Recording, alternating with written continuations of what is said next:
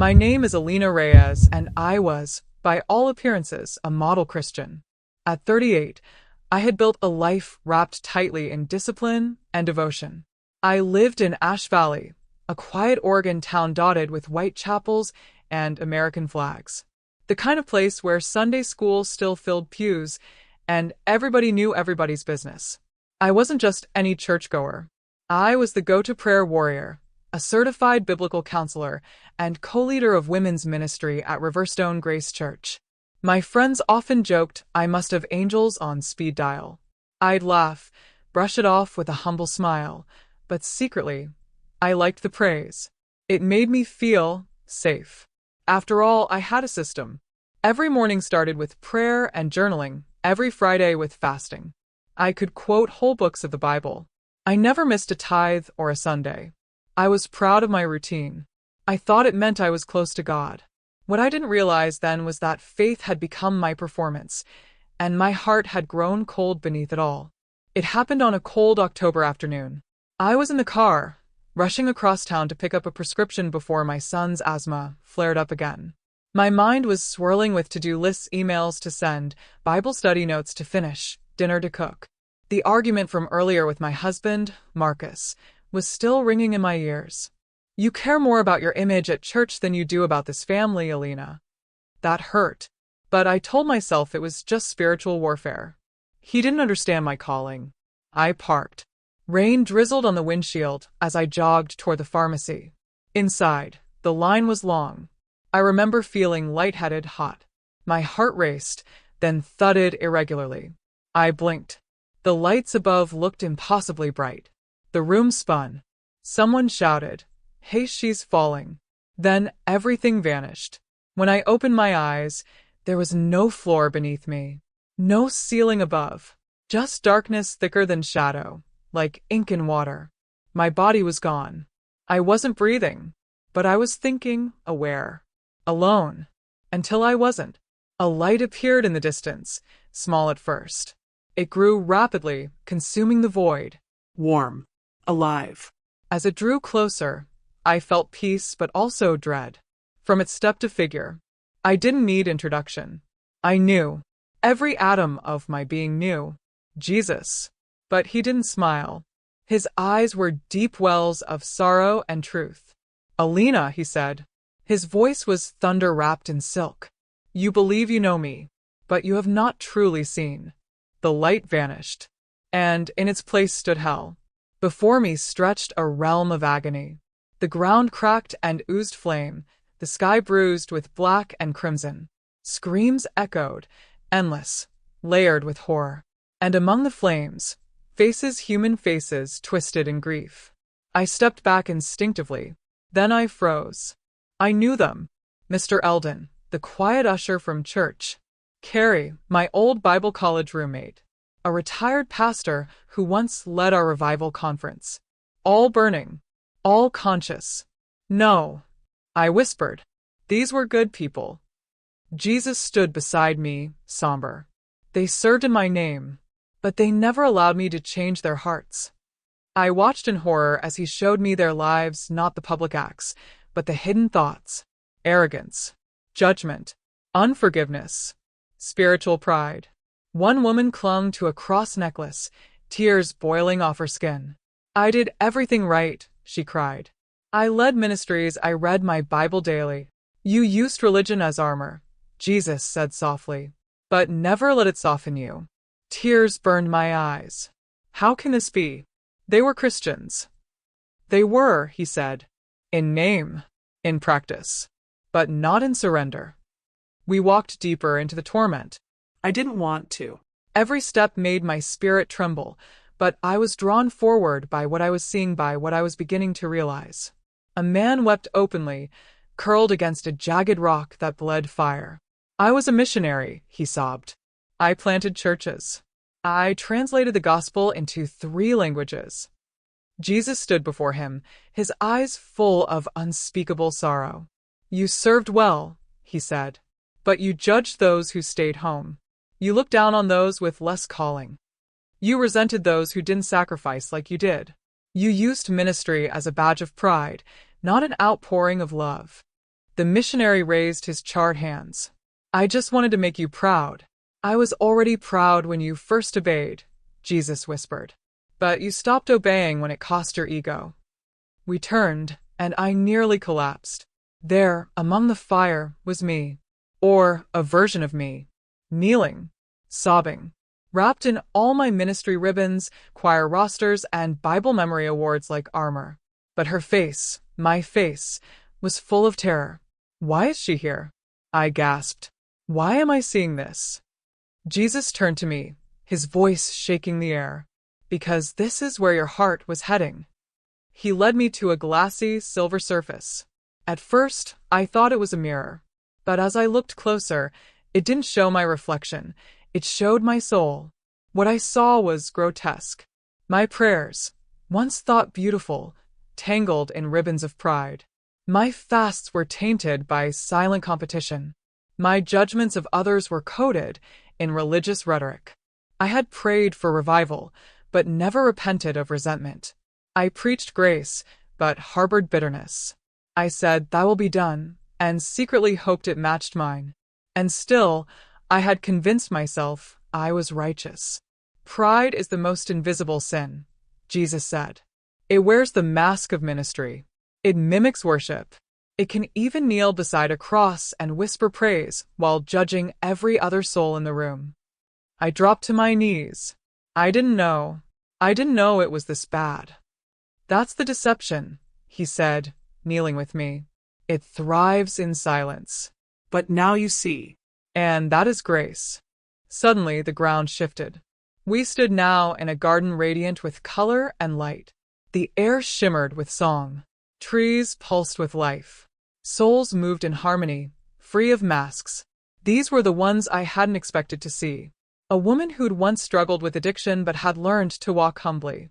A man who doubted, questioned but remained honest with God. A child who'd never preached a sermon, but loved with purity. They weren't perfect, but they were transformed. They allowed me to do the work, Jesus said. They came to me with nothing but open hands and let me fill them. They didn't pretend. They didn't perform. They trusted. We walked past a stream that sang like crystal wind. And then I saw her. Me again, but different. Smiling. Gentle. Open. Her Bible was worn from use, not for show. Her eyes were kind. Her back was bowed in prayer, but not for appearance, for relationship. She was free. She is who you were meant to be, Jesus said. I want to be her, I whispered. Please let me become her. Jesus looked at me, full of warmth. Then live. But live in me. Not your performance. Not your traditions. Not your comparison. Let go of the weight. Let go of the mask. Live humbly, fully, and freely. A wind began to pull at me. The light dimmed. The garden dissolved. Alina, his voice echoed, deep and final. Live like you've seen eternity. I woke to beeping. Needles. A nurse's gasp. I was in a hospital. My husband was holding my hand. Tears in his eyes. You flatlined for 3 minutes, he said. 3 minutes. But I had lived a lifetime. I recovered quickly. Physically, at least. But something in me had changed. Profoundly. Permanently. I stepped down from my leadership role at church for 6 months. Not because I was disqualified, but because I needed to listen. To learn. To unlearn. I apologized to people I judged silently. I reached out to old friends I had distanced myself from. I forgave those I held bitterness toward, including my sister, whom I hadn't spoken to in years. I stopped seeing church as a spotlight, and started seeing it as a hospital. I stopped seeing the Bible as a trophy, and started reading it like a lifeline. I told my story at Riverstone on a quiet Sunday morning. I expected whispers. I expected pushback. Instead, people cried. They lined up to share their own masks. That day, the altar was full, not with noise, not with performance, with repentance, with real hearts. Something broke in our congregation that day, and something beautiful grew in its place. Maybe you're like I was, secure in your schedule, safe in your scripture knowledge. But if you looked into the mirror of your soul, what would you see? Would it be performance? Comparison? Secret pride? Bitterness disguised as righteous anger?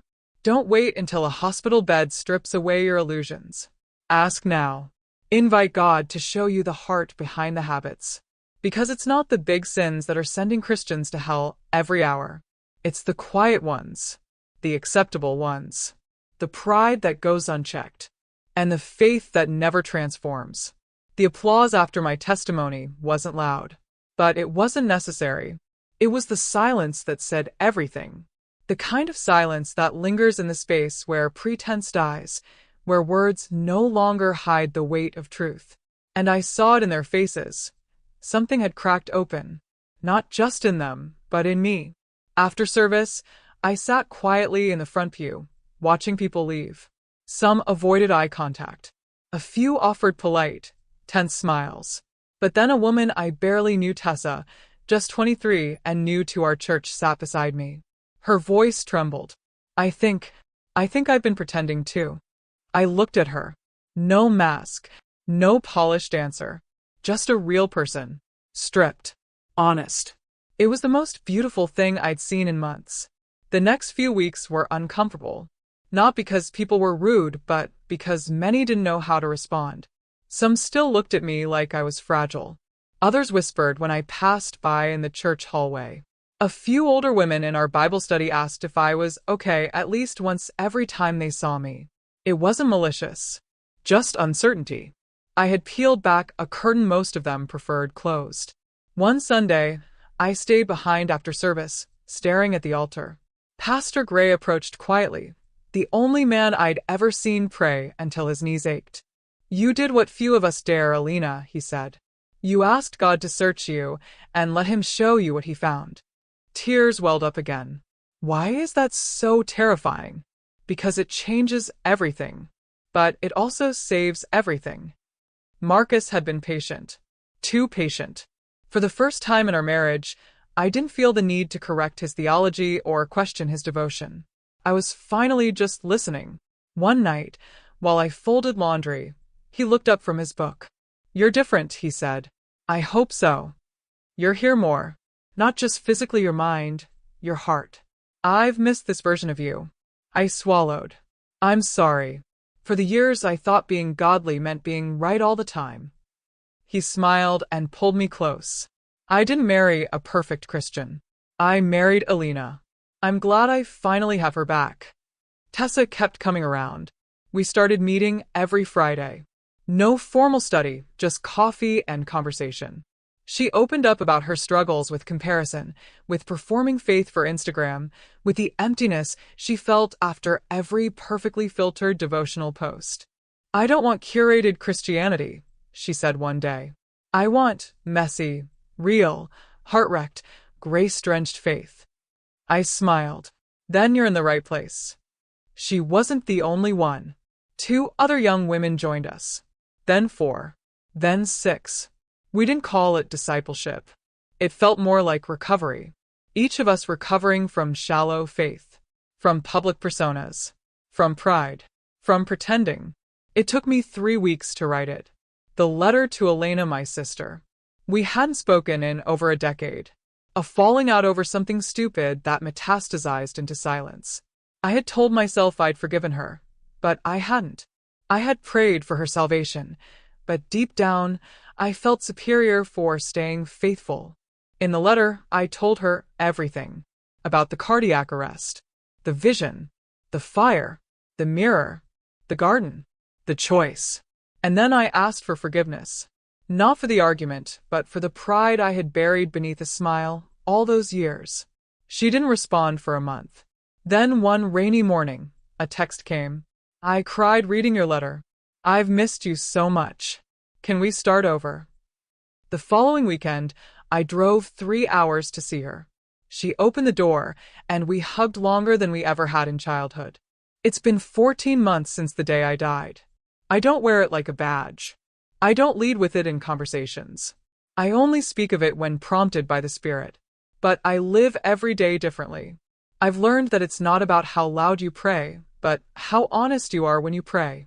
It's not about the hours spent in church, but the condition of your heart when you're there. It's not about spiritual accomplishments, it's about surrender. And above all, I've learned that eternity is not someday. Eternity begins the moment you say, "Search me, Lord, and change what you find." So I ask you now, as plainly as I can, what's behind your mask? Because the sin sending Christians to hell every hour isn't always what's visible. It's what's hidden.